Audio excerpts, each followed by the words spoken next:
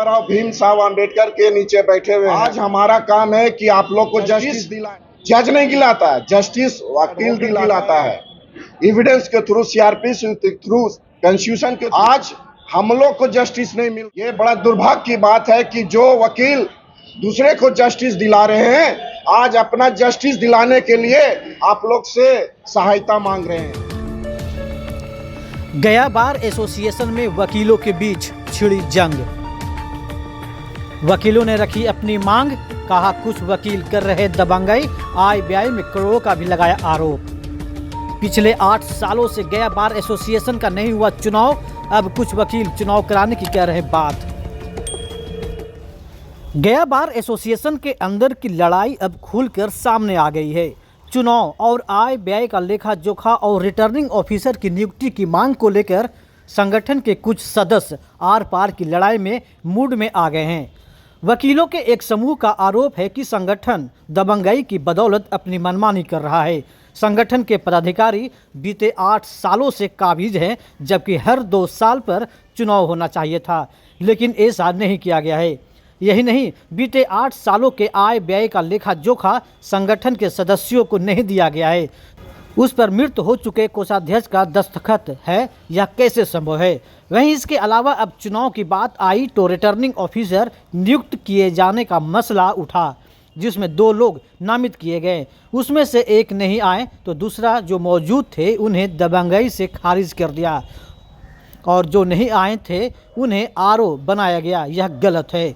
वहीं वकीलों का एक समूह ने प्रेस कॉन्फ्रेंस कर बताया कि इसमें करोड़ों के घोटाले का भी आरोप लगाया है। क्या कुछ कह रहे हैं, आप भी सुनिए। भीमराव अम्बेडकर के नीचे बैठे हुए हैं। आज हमारा काम है कि आप लोग को जस्टिस दिलाएं। जस्टिस जज नहीं दिलाता है, जस्टिस वकील दिलाता है, एक एडवोकेट दिलाता है, एविडेंस के थ्रू, सीआरपी के थ्रू, कॉन्स्टिट्यूशन के थ्रू। आज हम लोग को जस्टिस नहीं मिल रहा है। ये बड़ा दुर्भाग्य की बात है कि जो वकील दूसरे को जस्टिस दिला रहे हैं, आज अपना जस्टिस दिलाने के लिए आप लोग से सहायता मांग रहे हैं कि हमारा बात को सुना जाए। यहाँ पे कोई जनरल बॉडी मीटिंग गठित नहीं हुआ है। 20-25 लोग हैं जो अपने मन से मीटिंग बुलाते हैं, वो वहाँ पे सारे लोग जाते हैं। उन्हीं के कुछ पर्टिकुलर लोग हैं जो इस मीटिंग के जो है मेंबर बनते हैं और वहीं से सारा कुछ पालन होता है। गुंडागर्दी किया गया। गुंडागर्दी क्या था कि आरओ जो रिटर्निंग ऑफिसर का चुनाव होना था, वो चुनाव हमारा गया बार एसोसिएशन का चुनाव कराते हैं। उनके गाइडलाइन में चुनाव होता, वो एक तरह से इलेक्शन कमिश्नर होते हैं, और इलेक्शन कमिश्नर फेयर होते हैं, ईमानदार होते हैं, ना कि पपेट होते हैं।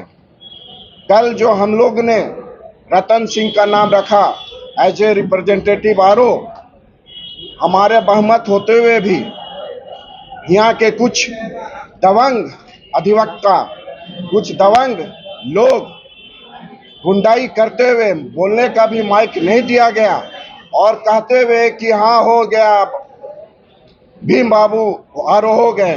भीम बाबू जो थे भी नहीं थे। कल भीम बाबू कल यहाँ पे थे भी नहीं और उनका नाम रिकमेंड कर दिया गया और आरओ बना दिया गया। तो ये जो गुंडागर्दी हम लोग के द्वारा चयन किए हुए आरओ हैं, उनके द्वारा चयन किए हुए ट्रेजरर हैं जो जिनका नाम राजेश आनंद है, और उनके चट्टे बट्टे लोग हैं। अगर और नाम जानना चाहते हैं तो सुन लीजिए, उन लोगों का नाम बागेश कुमार नाम है, राजेश आनंद है, सेक्रेटरी मुरारी कुमार हिमांशु है, जिसके खिलाफ मैं ट्रिब्यूनल को दिल्ली में भी केस लड़ रहा हूँ। अभी इन लोग का पावर स्टेट बार काउंसिल का मैं सीज कराया हूँ, और यही सीज होने की वजह से ये दबंग लोग अपराध करने पे तुल गए।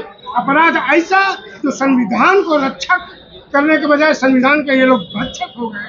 साथियों का इस गया बार एसोसिएशन के ऊपरी मंजिल पर हम तमाम अधिवक्तागण स्वागत करते हैं। आप सबको आज यहाँ आमंत्रित करने का मुख्य कारण है कि गया बार एसोसिएशन पर कुछ दबंगों का 2016 से लेकर के 24 तक वर्चस्व है, और अपनी दबंगई के कारण तमाम अधिवक्ताओं का हक और अधिकार को बिल्कुल ही खत्म किए हुए हैं, हनन किए हुए हैं। 2000 हमारा गया बार एसोसिएशन का बायलॉज कहता है कि हर 2 साल के अंतराल में जनरल इलेक्शन होगा और इलेक्शन के बाद ही नई कमेटी का चुनाव होगा। 2016 में इलेक्शन हुआ था अकॉर्डिंग टू बायलॉज। 2018 में पुनः चुनाव होना था, परंतु 2018 में इलेक्शन नहीं हुआ, नहीं कराया गया। फिर 2020 में 2 साल के बाद इलेक्शन होना था, 2020 में इलेक्शन नहीं हुआ। 2020 में हुआ कि कोरोना काल है, लॉकडाउन पूरे देश में लगा हुआ है, चलिए हम लोग एक्सेप्ट किए। 20 के बाद 22 में इलेक्शन होना चाहिए था, 22 में नहीं हुआ। 22 के बाद 24 में इलेक्शन होना चाहिए था, 24 में नहीं हुआ।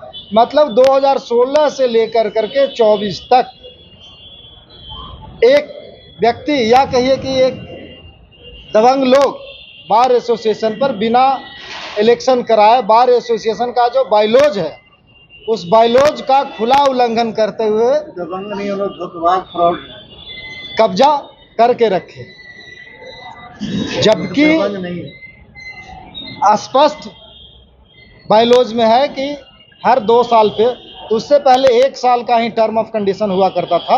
बाद में अमेंड होकर के high court state bar council से आया कि नहीं 2 साल का टर्म कंडीशन रहेगा। 2 साल में चुनाव नहीं हुआ। उसके बाद हमारे बायलॉज में स्पष्ट लिखा हुआ है कि हर साल पर ईयर जो भी कमेटी रहेगी वो हर साल आय और व्यय का लिखित ब्यौरा जनरल बॉडी का मीटिंग बुला करके जनरल बॉडी के तहत दिया जाएगा। विगत 8 वर्षों में जो भी तथाकथित कमेटी, ये हम लोग किसी भी वकीलों को पता नहीं है कि किस आदेश से या किस के आदेश के तहत 2016 से 18 से लेकर करके 24 तक कंटिन्यू करते चले गए। एक प्रोविज़न है बायलॉज में यह भी कि अगर कोई विषम परिस्थिति हो और जो इलेक्टेड कमेटी है उसका स्टेटस को मेंटेन करना है तो जनरल बॉडी की मीटिंग बुलाई जाएगी और जनरल बॉडी के मीटिंग से ही वो स्टेटस को जनरल बॉडी के आदेश से ही मेंटेन होगा। बंदी भी नॉमिनेट होता है तो वैसी स्थिति में वोटिंग से ही चुनाव होगा। अगर कोई एक व्यक्ति रहेगा तो उसको सर्वसम्मति से चुना जाता है। कल 2 व्यक्ति का नाम आया, एक भीम बाबू का नाम आया और दूसरा हमारे बगल में बैठे हुए बड़े भाई रतन कुमार सिंह, इनका नाम आया।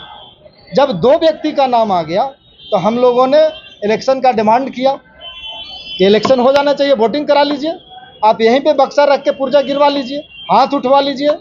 लेकिन नहीं, उसमें भी 4 लोग हल्ला करके जो दबंगई है और यहाँ से चले गए कि हो गया। दे दीजिए, नंबर लिख दीजिए उसमें। बार एसोसिएशन गया में बहुत दिनों से जो है इलेक्शन नहीं कराया गया और गलत तरीके से, मनमाने तरीके से बोल दिया जाता है कि फलाने आदमी आरओ हो गए, रिटर्निंग ऑफिसर बन गए और उनके एब्सेंस में वो आए भी नहीं और अनाउंस कर दिया जाता है बिल्कुल ही गैर कानूनी तरीके से। ये तो हाल है यहाँ पे। कानून हम लोग अपना बोलते हैं, कानून से अपना हम न्याय लेते हैं, लेकिन यहाँ पे जो है बहुत दिनों से धांधली चल रहा है और मनमाने तरीके से कुछ वकीलों के द्वारा और कुछ जो है गया बार के जो निष्क्रिय डिफंक्ट जो बार एसोसिएशन के जो ऑफिस बेयरर्स हैं, जो अवैध हो गए हैं, जिनको पहले ही इलेक्शन कराकर दोबारा निर्वाचित होना चाहिए तो हो, लेकिन उन्होंने कोई इलेक्शन नहीं कराया। इसका मतलब कि वो डिफंक्ट हो चुके हैं, निष्क्रिय हो चुके हैं, फिर भी अपने तरफ से वो डायरेक्शन देते रहते हैं, आदेश पारित करते रहते हैं और किसी ना किसी को, मतलब कभी किसी को ज्वाइंट सेक्रेटरी को बना देते हैं, कभी फिर आपस में अदला बदली करते रहते हैं और सबको भ्रमित करके इन्होंने फंसाया हुआ है और बहुत बड़े तरीके से धांधली किया हुआ है। बाकी तो मेरे मित्रों ने सब कुछ कह ही दिया है, उनको उनके बातों को मैं मानते हुए मैं आनंद कुमार एडवोकेट।